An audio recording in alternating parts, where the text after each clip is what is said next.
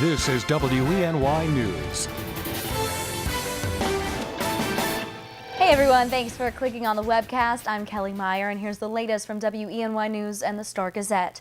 The third Calvin Harris murder trial will officially get underway this morning in Schoharie County Court. According to our media partner, the Star-Gazette, opening statements will be heard at 9:30 this morning. 2 of the 12-seated jurors were dismissed yesterday, but the court has replaced them with alternates. Harris is accused of killing his estranged wife more than 13 years ago.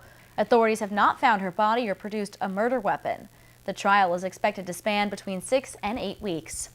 And a Bath man was arrested yesterday after allegedly raping a child. 37-year-old Christopher A. Beal has been charged with rape and sexual abuse of a child younger than 11 years old. The incident happened in 2009 at a residence in Bath. According to state police, Abiel had also had sexual contact with another child under the age of 11 in 2011 at a different residence in the village. Abiel was arraigned at the Bath Village Court and sent to the Steuben County Jail in lieu of $50,000 cash bail. An Ithaca man was arrested yesterday for allegedly lying on applications to receive social services benefits.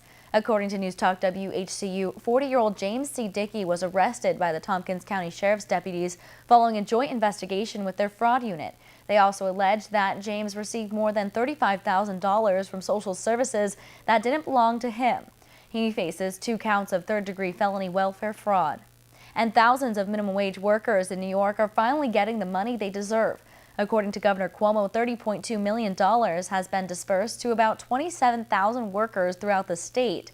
This money is being returned to workers who failed to receive the proper minimum wage, overtime pay, or fringe benefits last year.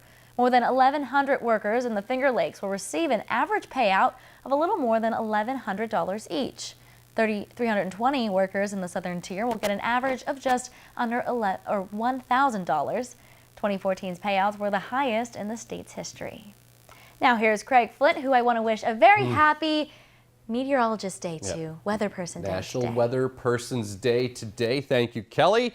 And if you're a weather dork like me, happy Weather Person's Day to you too. It recognizes John Jeffries. Today's his birthday. He was America's first weather observer. Took the first weather observation in 1774. So just kind of a shout out.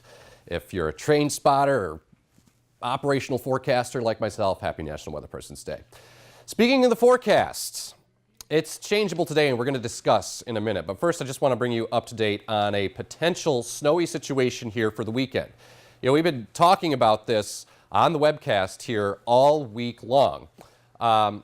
Basically, this winter, the weather pattern has been governed by the northern branch of the jet.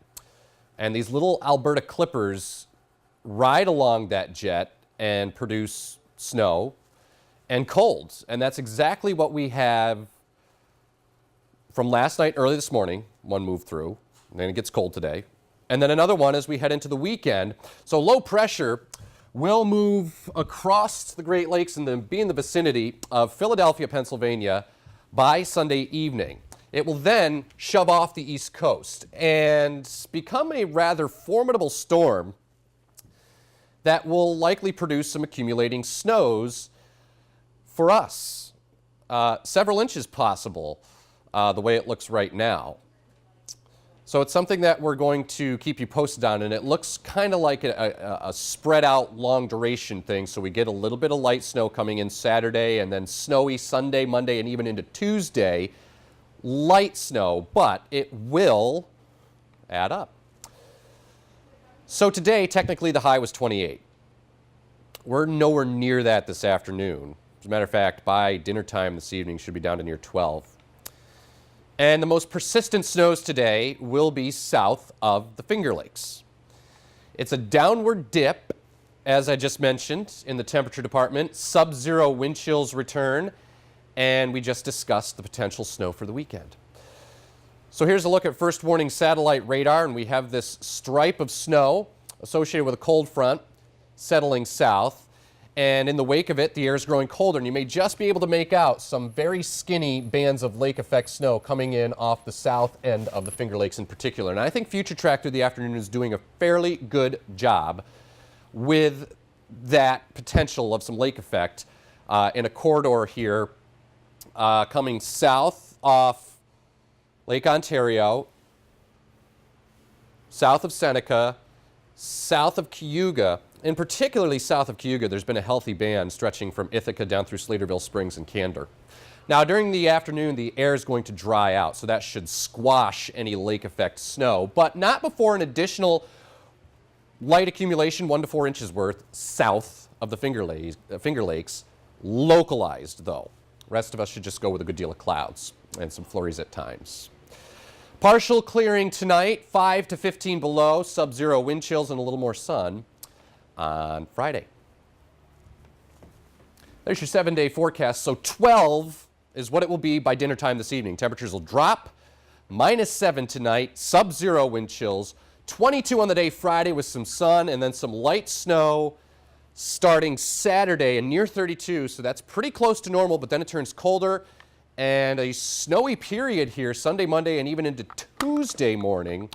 Could be looking at several inches by the time all is said and done. But as I mentioned, Kelly, it's kind of a long duration, light snow, nickel and dime sort of thing. So it's not like we're going to get 6 to 12 inches on Sunday.